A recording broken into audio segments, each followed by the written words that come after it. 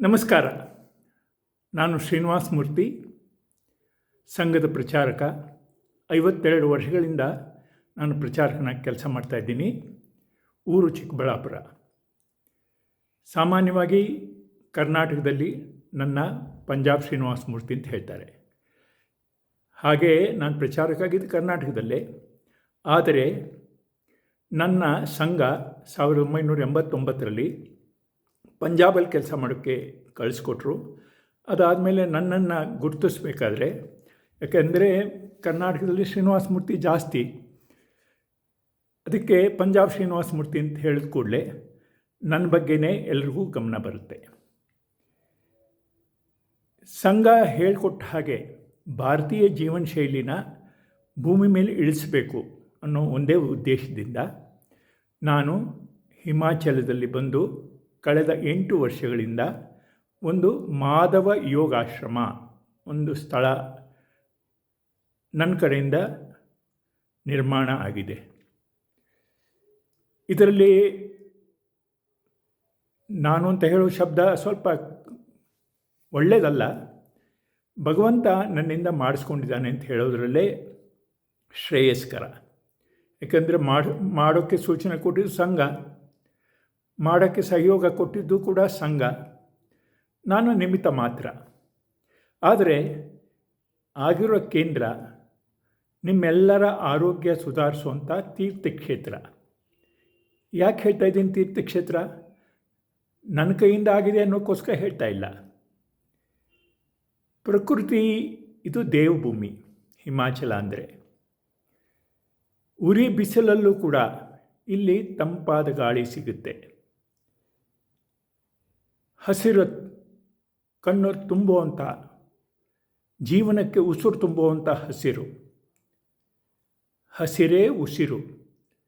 ಹೀಗಾಗಿ 10 ತಿಂಗಳು ಹಸಿರು ನೋಡೋದು, ಹಸಿರಿನ ಒಡನಾಟ ಜೀವನಕ್ಕೆ ಒಂದು ಚೈತನ್ಯ ಕೊಡುತ್ತೆ. 2 ತಿಂಗಳ ಮಾತ್ರ ಚಳಿ ಕಾರಣದಿಂದ ಎಲ್ಲವೂ ಸುಟ್ಟು ಹೋಗುತ್ತೆ. ಅದಕ್ಕೋಸ್ಕರ ನಾನು 10 ತಿಂಗಳು ಅಂತ ಹೇಳ್ತಾ ಇದ್ದೀನಿ. ನಮ್ಮ ಪರಿಸರ, ನದಿ ಇದೆ ಅಶ್ವಿನಿ ಅಂತ, 365 ದಿವಸನೂ ನೀರು ಹರಿತಾ ಇರುತ್ತೆ. ಮಳೆಗಾಲದಲ್ಲಿ ಭೋಗರಿದು ಹರಿಯುತ್ತೆ, ಬೇಸಿಗೆ ಕಾಲದಲ್ಲಿ ಹಿಮ ಕರಗಿ ಹರಿಯುತ್ತೆ. ನನಗೆ ನೋಡಿದ ಹಾಗೆ ತಿಂಗಳಲ್ಲಿ 1-2 ಮಳೆ ನಿಶ್ಚಿತ. ಬಿಸಿಲು ಜಾಸ್ತಿ ಆಯಿತು ಅಂದರೆ ಮಳೆ ಹತ್ತಿರ ಬಂತು ಅಂತಲೇ. ಹೀಗಾಗಿ ನೀರಿಗೆ ಯಾವತ್ತೂ ಕೊರತೆ ಆಗಿಲ್ಲ. ನಾನಿರುವಂಥ ನೆಲೆ, ಹನುಮಂತ ಸಂಜೀವಿನಿ ಮರ ತೊಗೊಂಡು ಹೋಗಬೇಕಾದ್ರೆ, ಸಂಜೀವಿನಿ ಬೆಟ್ಟಕ್ಕೆ ತೊಗೊಂಡು ಹೋಗ್ಬೇಕಾದ್ರೆ ಕೆಲವು ಗಿಡಮೂಲಿಕೆಗಳು ಕೆಳಗಡೆ ಬಿತ್ತಂತೆ. ಕರೋಲ್ ಪರ್ವತ ಅಂತ ಸಾವಿರಾರು ಗಿಡಮೂಲಿಕೆಗಳು ಇಲ್ಲಿ ಉಪಲಬ್ಧವಾಗಿದೆ. ನನ್ನ ಅದೃಷ್ಟ ಅಂತ ಹೇಳಬೇಕು, ಅಥವಾ ಪರಿಸರದ ಮಹತ್ವ ಅಂತ ಇರಬೇಕು. ಹತ್ತಿರದಲ್ಲೇ YS ಪರ್ಮಾರ್ ಯೂನಿವರ್ಸಿಟಿ ಇದೆ. ಗಿಡಮೂಲಿಕೆಗಳ ಬಗ್ಗೆ ತುಂಬ ತನಿಖೆಗಳಾಗ್ತಾ ಇರುತ್ತೆ, ಶೋಧಗಳಾಗ್ತಾ ಇರುತ್ತೆ. ಅದರ ಪ್ರಮುಖರ ಸಹಯೋಗ ಇದೆ. ಯೋಗ ಭಾರತಿ ಜೊತೆಗೆ ಅದರ MOU ಇದೆ. ಶೂಲಿನಿ ಯೂನಿವರ್ಸಿಟಿ ಇದೆ, ಅಲ್ಲೂ ಕೂಡ ಯೋಗದ ಡಿಪಾರ್ಟ್ಮೆಂಟ್ ಸಾರೆ ಎಲ್ಲರೂ ಕೂಡ ನಮ್ಮ ಜೊತೆಗೆ ಜೋಡಿಸ್ಕೊಂಡಿದ್ದಾರೆ. ಹೀಗಾಗಿ ಯೋಗ, ಪ್ರಾಣಾಯಾಮ, ಮುದ್ರೆಗಳು, ಆಕ್ಯುಪ್ರೆಷರ್, ನ್ಯೂರೋಥೆರಪಿ ಎಲ್ಲಕ್ಕೂ ಕೂಡ ಅನುಕೂಲ ಸ್ಥಳ. ಅದಕ್ಕೆ ನಾವು ಯೋಚನೆ ಮಾಡಿ ಈ ಪರಿಸರದಲ್ಲಿ ಮಾಡಿದ್ದೀವಿ. ಮುಖ್ಯ ರೂಪವಾಗಿ ಯೋಗ, ಪ್ರಾಣಾಯಾಮ, ಮುದ್ರೆ, ಆಕ್ಯುಪ್ರೆಷರ್, ನ್ಯೂರೋಥೆರಪಿ, ಪ್ರಾಕೃತಿಕ ಚಿಕಿತ್ಸೆ. ಇಲ್ಲಿ ಚಿಕಿತ್ಸೆಯ ಮಹತ್ವ, ಭಾರತೀಯ ಚಿಕಿತ್ಸಾ ಪದ್ಧತಿ ಮಹತ್ವ ತಿಳಿಸುವಂಥ ವ್ಯವಸ್ಥೆ ಇಲ್ಲಿದೆ. ಈವರೆಗೂ 15 ರಾಜ್ಯದಿಂದ 450 ಜನ 7 ದಿನದಿಂದ ಪ್ರಶಿಕ್ಷಣ ತಗೊಳ್ಳೋಕೆ ಬಂದು ತುಂಬ ಖುಷಿಯಿಂದ, ಅಭಿಮಾನದಿಂದ ಹೋಗಿದ್ದಾರೆ. ನಾನು ಕನ್ನಡದಲ್ಲಿ ಇದುವರೆಗೂ ನನ್ನ ವಿಡಿಯೋ ಎಲ್ಲ ಹಿಂದಿಲೇ ಜಾಸ್ತಿ ಇರ್ತಾಯಿತ್ತು. ಯಾಕೆಂದರೆ ಉತ್ತರ ಭಾರತದವ್ರಿಗೆ ಹಿಂದಿ ಹೇಳಲೇಬೇಕು ಅನ್ನೋ ಕಾರಣಕ್ಕೋಸ್ಕರ.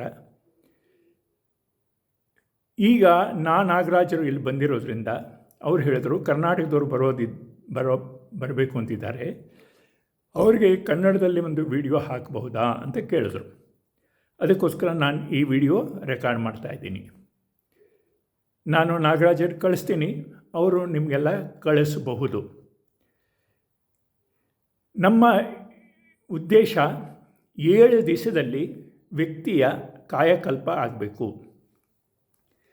ಯಾವುದೇ ಹಳೆ ಅಭ್ಯಾಸಗಳು ಬಿಡಬೇಕಾದ್ರೆ ನಿಯಮಬದ್ಧ 7 ದಿವಸದ ಕಠಿಣ ಪ್ರಶಿಕ್ಷಣದಿಂದಲೇ ಆಗುವಂಥದ್ದು.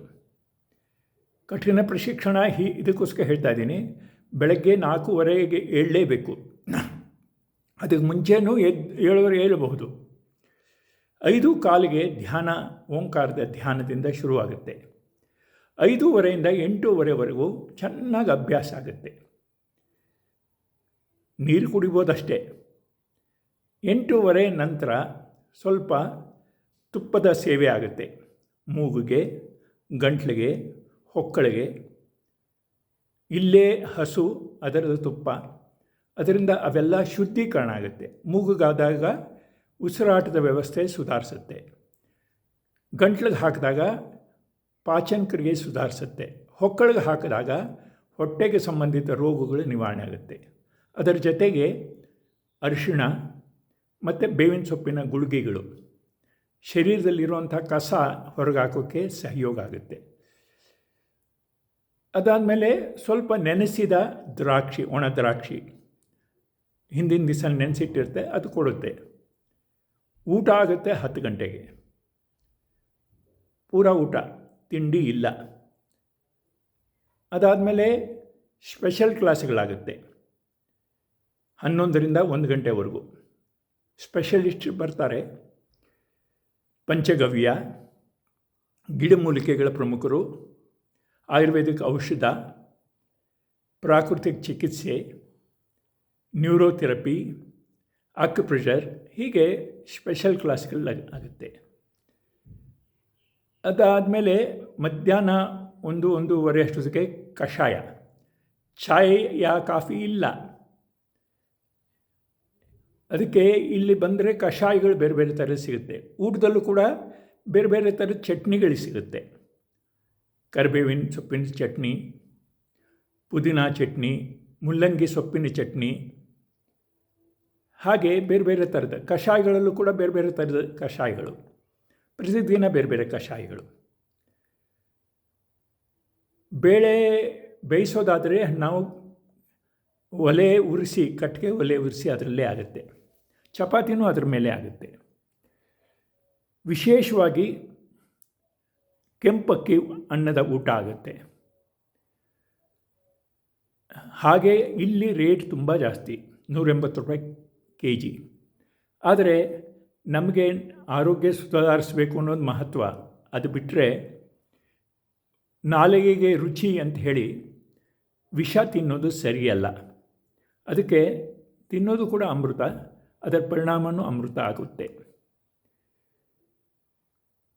ಆಮೇಲೆ ಮನೆ ಮದ್ದುಗಳು ಎಷ್ಟಿದೆಯೋ ಅವೆಲ್ಲರ ವರ್ಣನೆ ಆಗುತ್ತೆ. ಮನೆಯ ಅಂಗಳದಲ್ಲಿ ಹಾಕಬಹುದಾದಂಥ ಗಿಡಮೂಲಿಕೆಗಳು, ಅದರ ಲಾಭ, ಅದರ ವರ್ಣನೆ ಆಗುತ್ತೆ. ಮನೆಯ ಅಡುಗೆ ಮನೆಯಲ್ಲಿರುವಂಥ ಮಸಾಲೆಗಳು, ಅದರ ಗುಣ, ಅದರದ್ದೆಲ್ಲ ಚರ್ಚೆ ಆಗುತ್ತೆ. ಒಟ್ಟಾರೆ ಇಷ್ಟೊಂದು ಪರಿಣಾಮಕಾರಿಯಾಗುತ್ತೆ. ಬಂದವ್ರಿಗೆ ಅದರ ಲಾಭ ಗೊತ್ತಾಗುತ್ತೆ. ನಾನು ಈ ಮುಖಾಂತರ ಈಗ 4-5 ಕೋಟಿ ಆಗಿರಬೇಕು ಕರ್ನಾಟಕದ ಜನಸಂಖ್ಯೆ. ಎಲ್ಲರಿಗೂ ನಿಮಂತ್ರಣ ಕೊಡ್ತೀನಿ. ನೀವು ಒಟ್ಟಾಗಿ ಬಂದರೆ ನಾನು ಕನ್ನಡದಲ್ಲೇ ಕ್ಲಾಸ್ ತಗೋಬಹುದು. ಒಂದು ವಾರದಲ್ಲಿ ಪರಿಣಾಮ ಏನಾಗುತ್ತೆ ಅನ್ನೋದು ಗೊತ್ತಾಗುತ್ತೆ. ಬಂದ ಕೂಡಲೇ ಮೆಡಿಕಲ್ ಟೆಸ್ಟ್ ಆಗುತ್ತೆ, ಹೋಗೋಕ್ಕೆ ಮುಂಚೆ ಮೆಡಿಕಲ್ ಟೆಸ್ಟ್ ಆಗುತ್ತೆ. ಬ್ಲಡ್ ಪ್ರೆಷರು, ಶುಗರು, ಮತ್ತು ತೂಕ, ಇನ್ನೇನೇನು ಸಮಸ್ಯೆಗಳು ತುಂಬ ವರ್ಷಗಳಿಂದ ನಾವು ಉಳಿಸ್ಕೊಂಬಂದಿದ್ದೀವೋ ಅದರದೆಲ್ಲ ನಿವಾರಣೆ ಆಗೋದು ನಿಮ್ಮ ಕಣ್ಣು ಮುಂದೆ ಕಟ್ಟಿದ ಹಾಗಿರುತ್ತೆ. ಆ ರಸ್ತೆಗಳೆಲ್ಲ ನಿಮಗೆ ಒದಗಿಸ್ಕೊಡುವಂಥ ಕೆಲಸ ಇಲ್ಲಿನ ಎಕ್ಸ್ಪರ್ಟ್ಸ್ ಮಾಡ್ತಾರೆ. ಅದಕ್ಕೆ ನಾನು ಈ ಮುಖಾಂತರ ನಿಮಗೆ ಪ್ರಾರ್ಥನೆ ಮಾಡ್ತಾಯಿದ್ದೀನಿ. ಇಚ್ಛೆ ಇದ್ದವರು ನನ್ನ ನಂಬರು, ನಾನು ಕಾಮೆಂಟ್ ಬಾಕ್ಸ್ನಲ್ಲಿ ನಂಬರ್ ಕೊಡ್ತೀನಿ, ಅದನ್ನು ನೋಡಿ ಬರಬಹುದು. ಹಾಗೆ ಯೋಗ ಭಾರತಿ ಕರ್ನಾಟಕ ಒಂದು ಗ್ರೂಪ್ ಮಾಡಿದೆ, ಶುದ್ಧ ಕನ್ನಡ ಭಾಷೆಯಲ್ಲೇ ಅದರ ಇದೆ. ನಿಮಗೆ ಯಾರಿಗೆ ಇಚ್ಛೆ ಇದೆಯೋ ನನ್ನ ಜೊತೆಗೆ ಮಾತಾಡಿ ಮಾಡ್ಬೋದು. ನಂಬರ್ ಕೂಡ ಕಾಮೆಂಟ್ ಬಾಕ್ಸ್ನಲ್ಲಿ ಹಾಕಿರ್ತೀನಿ, ನೀವು ನೋಡ್ಬೋದು, ಮಾತಾಡಿ ನಿಶ್ಚಯ ಮಾಡ್ಬೋದು. ಈಗ ಸದ್ಯಕ್ಕೆ ನಾವು ಪ್ರತಿ ತಿಂಗಳು 7 ದಿವಸದ ಕ್ಯಾಂಪ್ ಮಾಡ್ತಾಯಿದ್ದೀವಿ. ಬೇಸಿಗೆ ಕಾಲದಲ್ಲಿ ನಮ್ಮ ರಶ್ ಜಾಸ್ತಿ ಇರುತ್ತೆ. ಚಳಿಗಾಲದಲ್ಲಿ ಹೆದರೋ ಕೆಲಸ ಇಲ್ಲ, ಯಾಕೆಂದರೆ ರಾತ್ರಿ ಎಷ್ಟು ಚಳಿ ಆಗಲಿ ರಜಾ ಇಲ್ಲಿ ಮಲಗ್ಬೋದು. ಬೆಳಗ್ಗೆ ಇಷ್ಟು ಸೊಗಸಾದ ಬಿಸಿಲು ಸಿಗುತ್ತೆ, ಬಿಸಿಲು ಬಿಟ್ಟು ಬರೋಕ್ಕೆ ಮನಸ್ಸೇ ಆಗೋಲ್ಲ. ಹಾಗೆ ಚಳಿಯ ಭಯನೂ ಇರೋಲ್ಲ, ಶುದ್ಧವಾದ ಗಾಳಿ, ಪ್ರಮುಖವಾದ ಗಿಡಮೂಲಿಕೆಗಳು, ಪಂಚಗವ್ಯದ ಔಷಧಿ, ಎಲ್ಲ ದೃಷ್ಟಿಯಿಂದಲೂ ಶರೀರನ ನಿರೋಗ ಮಾಡುವಂಥ ಪ್ರಯೋಗಗಳಾಗುತ್ತೆ. 7 ದಿನ ವ್ಯವಸ್ಥಿತವಾದ ಜೀವನ ಬದುಕಿದಾಗ ಜೀವನಕ್ಕೆ ಒಂದು ದೊಡ್ಡ ತಿರುವು ಸಿಗುತ್ತೆ. ಇದು ನಮ್ಮ ಅನುಭವ. ಅದಕ್ಕೆ ಇನ್ನಷ್ಟು ವಿವರಣೆ ಬೇಕು ಅಂತ ಹೇಳಿದ್ರೆ ನೀವು ನನಗೆ ಫೋನ್ ಮಾಡಿ, ನನ್ನ ಜೊತೆಗೆ ಮಾತಾಡಿ. ಜೈ ಶ್ರೀರಾಮ್, ವಂದೇ ಮಾತರಂ, ಭಾರತ್ ಮಾತಾ ಕಿ ಜೈ.